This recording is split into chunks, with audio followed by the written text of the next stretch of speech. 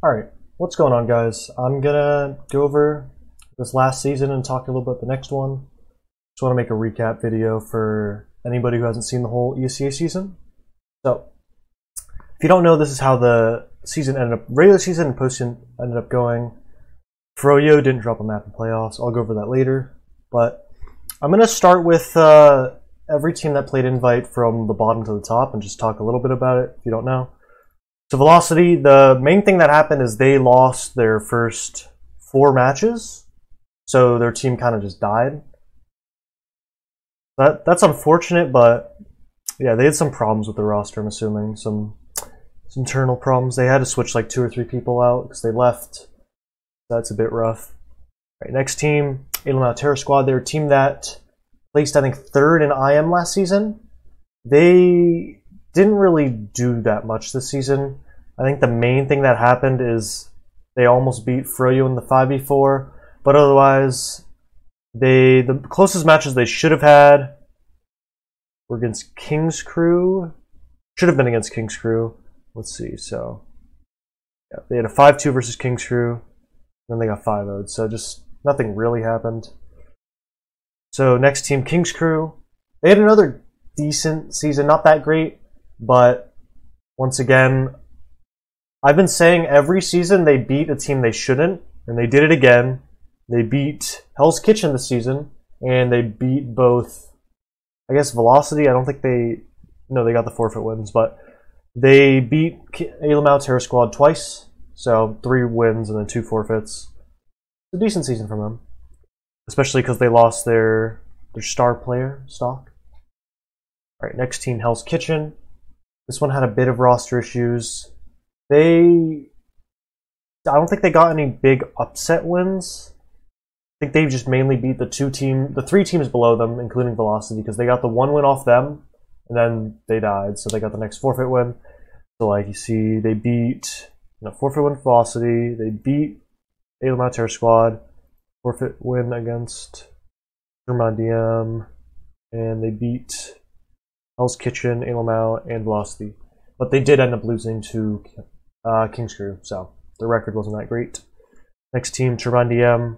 I was on this team. We had a lot of close matches, but we only beat the 4 teams below us, and then lost everybody else, barely. But yeah, end of the season, 5th place. All right, this is where the playoffs start. Meat Market, they didn't beat any of the teams above them in the regular season, but they beat everybody below them. At the end point of the season, they ended up switching their roster, cutting 2 players and swapping their classes around a little bit, and they beat Mentality or Chaos Control 5-0. I forgot about that one after the roster switch, which is a really big win leading the playoffs. It didn't change any of the seeding, but it definitely was a booster for them. All right, so next team, Chaos Control. They had a weird season. They started out a lot stronger than they ended up. They beat Ascent pretty hard in the second match, as you can see. They played really not that close, and then they won a lot, and then they started having weird roster things. They lost here, but they beat everybody below them, except for Meat Market that one time where they traded maps.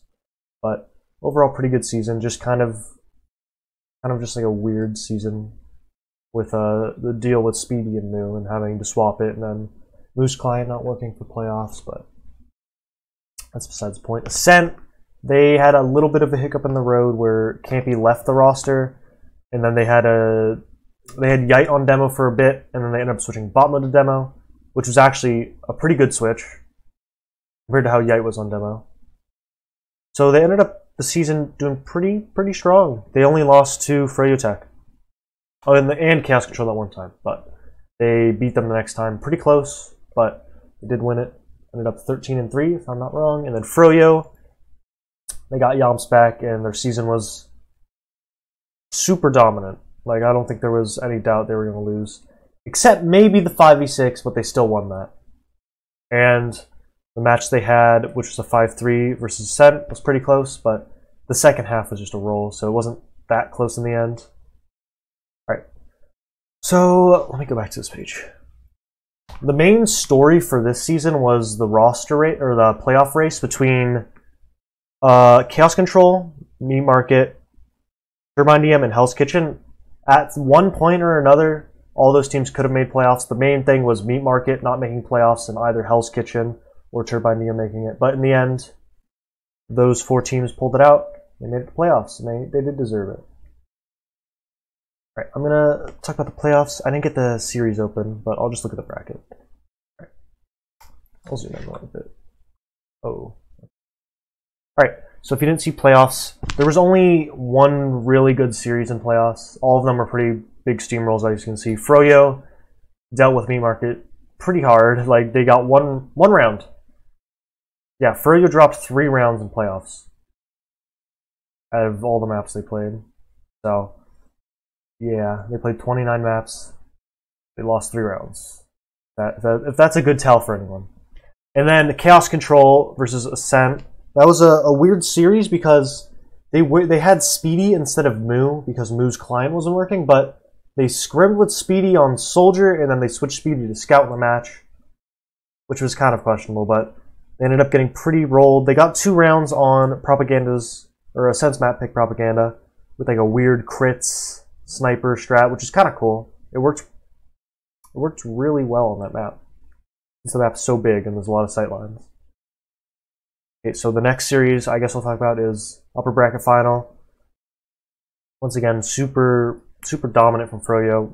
I don't think at any point Ascent was really in the game. But yeah, so lower round 1, this was the closest match. They did have Moo for the series.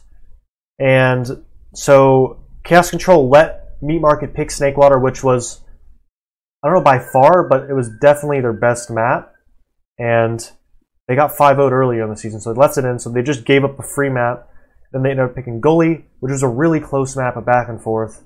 And Chaos Control pulled it out in the end. It was a good match to watch. One of the only good ones for playoffs.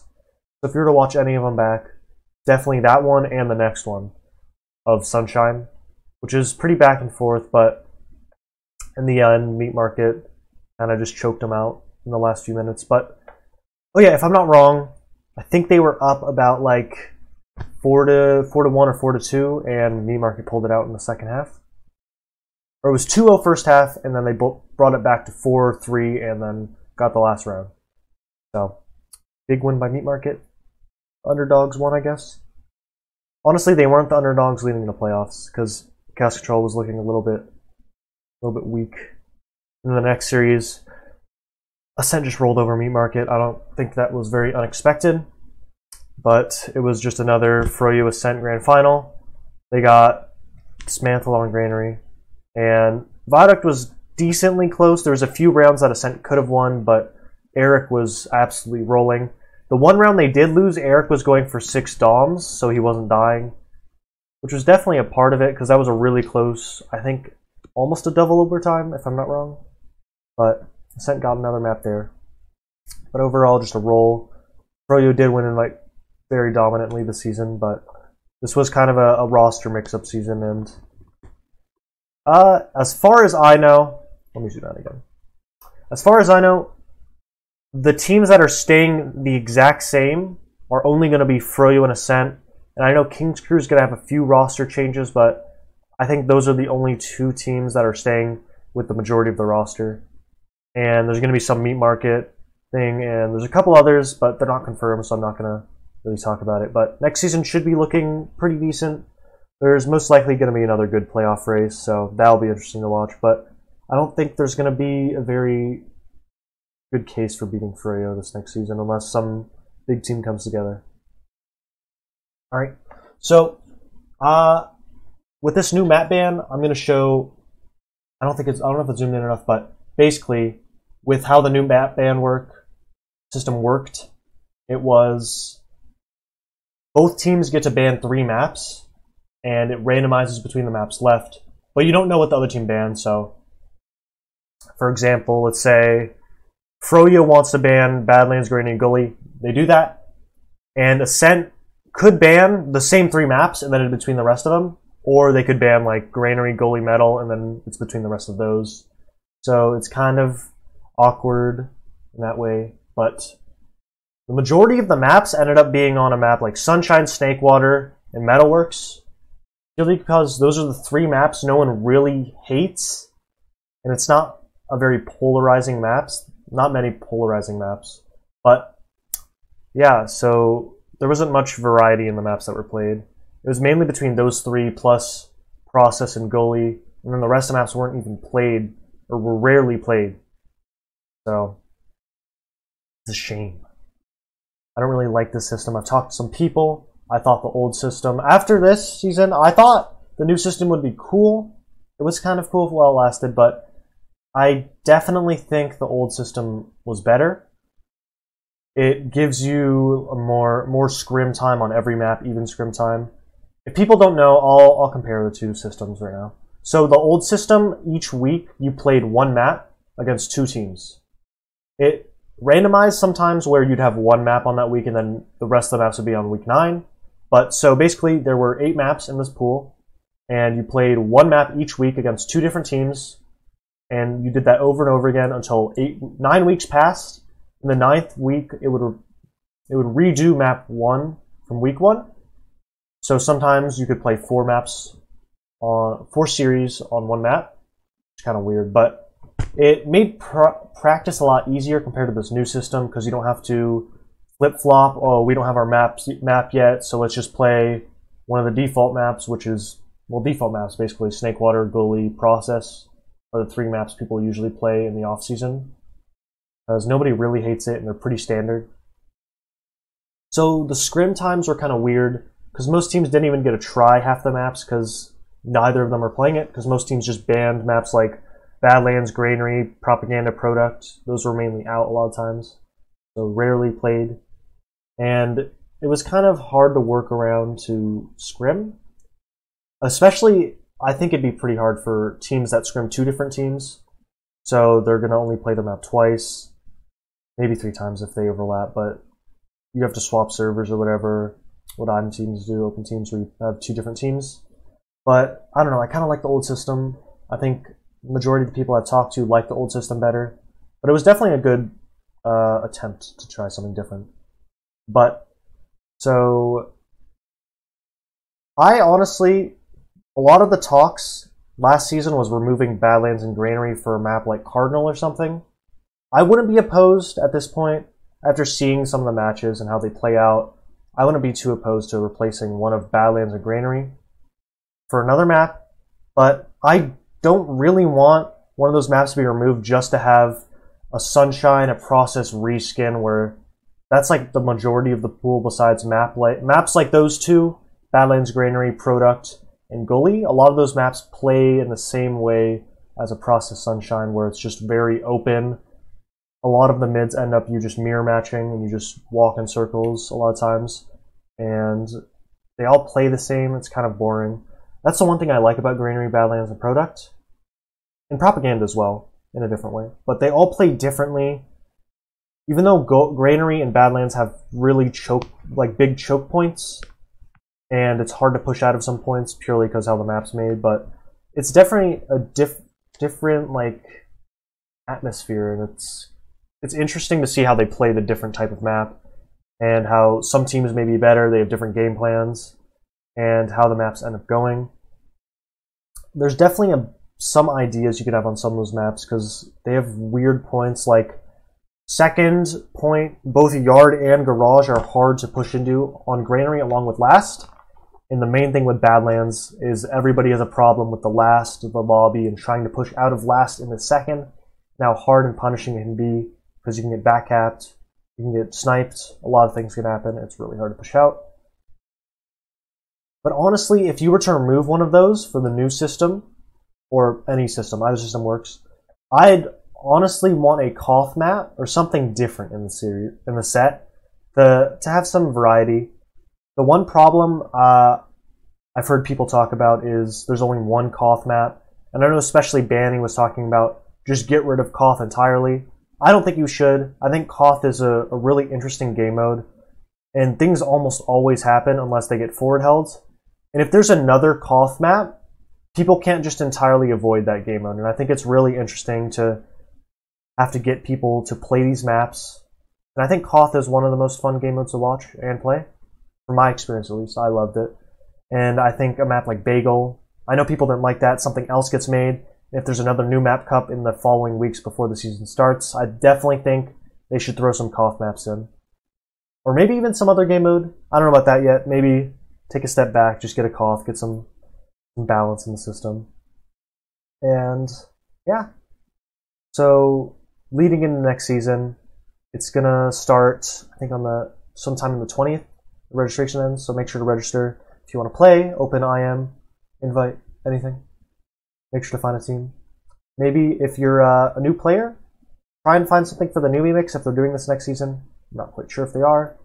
Definitely a good experience to try and start getting in the season, into the season if you have never played. Good way to kickstart your career, I guess. Not much of a career. But yeah, you want to do that. And this next week, let me pull it up. Copenhagen Games is happening. If you want to watch some good TF2 during the off-season, this is the place. I don't think it says it here, but the game should be good, especially between Ascent, Swift, and Feint, which they all had pretty close games in playoffs. And seeing how they play on land should be really interesting. There's both Sixes and Highlander if you can't see. I don't know much about the Highlander, so if you're a Highlander player, Highlander fan, definitely some games for you. They don't overlap as well. It's a big thing. I don't know if you can see on here, but they don't overlap. So you could watch both if you want. And I think definitely one of these teams, one of the 3 teams I talked about earlier, could take a map or maybe even a series off of 7, but they looked pretty dominant in the grand finals that was happening about a week ago or so. So I think it's going to end up being on... I forget what channel. Let me find it. Whatever. It'll be on TF2. Not on the channel, but you can see it on TF2. I think it's on Critscast, if I'm not wrong. If not, there'll be some update on TF2 to find it. So I think that's it. I'm not playing on a team this season, so I'll probably make more videos if I have the time this upcoming season. So, thanks for watching. I'll see you next season. I'm excited. Bye.